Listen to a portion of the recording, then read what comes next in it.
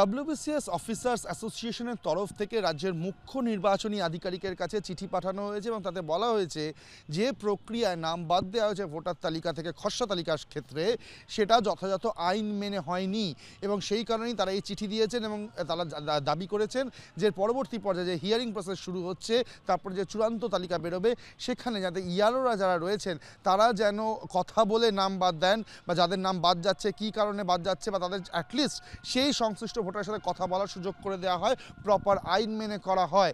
কারণ যাদের নাম বাদ যাচ্ছে তাদের সাথে যদি ইয়ারোরা কথা বলেন তবেই কিন্তু পুরো বিষয়টা পরিষ্কার হবে। কারণ শেষ পর্যন্ত ইয়ারোদের সই থাকবে এই কাদের নাম বাদ যাচ্ছে সেই তালিকায়। পরবর্তীকালে যদি কোনো অসঙ্গতি দেখা যায় সেক্ষেত্রে কিন্তু কমিশনের কাঠগড়ায় থাকবেন ইয়ারোরাই।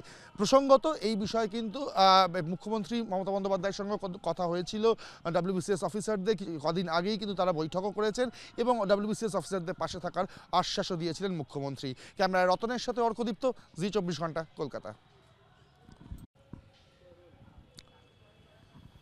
ডব্লিউবিসিএস অফিসার্স অ্যাসোসিয়েশনের তরফ থেকে একটি চিঠি দেওয়া হলো রাজ্যের মুখ্য নির্বাচনী আধিকারিক মনোজ কুমার আগরওয়ালকে। যে চিঠিতে তারা বলেছেন যে প্রক্রিয়ায় খসড়া ভোটার তালিকা থেকে ভোটারদের নাম বাদ পড়েছে সেটা যথাযথ আইন মেনে হয়নি।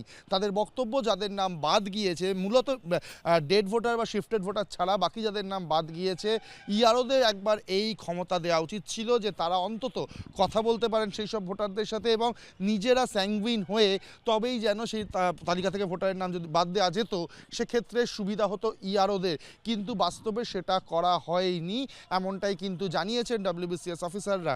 এবং তারপরে যেটা তারা চাইছেন এই যে পরবর্তী ধাপ শুরু হচ্ছে যেখানে হিয়ারিং প্রসেস হবে, হিয়ারিং প্রসেস শেষ হওয়ার পরে 14ই ফেব্রুয়ারি চূড়ান্ত ভোটার তালিকা বেরোবে।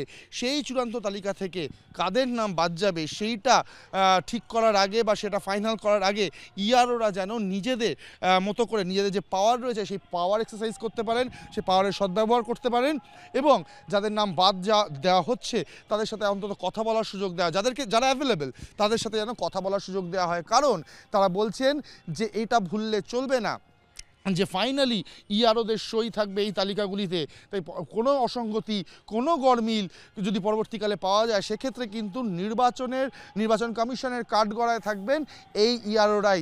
তাই ইয়ারোদের কিন্তু এই পাওয়ারটা দেওয়া দরকার। প্রসঙ্গত ডব্লিউবিসিএস অফিসারদের কিন্তু রোল অত্যন্ত গুরুত্বপূর্ণ হতে চলেছে এই হিয়ারিং প্রসেস এবং তারপরে যে কাজগুলি হবে এসআইআরের ক্ষেত্রে।